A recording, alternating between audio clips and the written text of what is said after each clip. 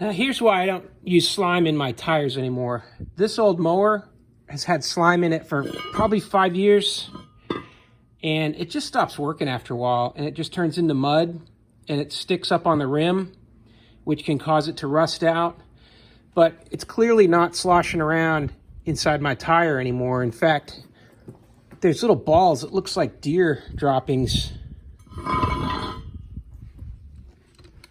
You see them in there inside the tire. See those rolling around? Well, that's my slime at this point, because it's not doing anything. It's not coating anything in there. So I started getting flats again and realized that that's what the problem was. So I stopped using slime. I'm using a new product. It's called FlatOut.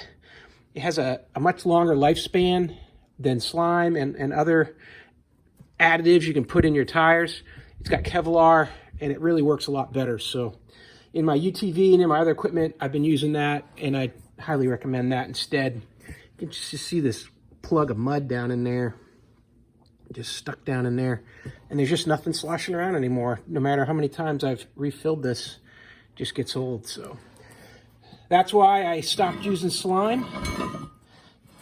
It's not good enough for out at the ranch. It doesn't last, and I don't have time to be messing with tires like this.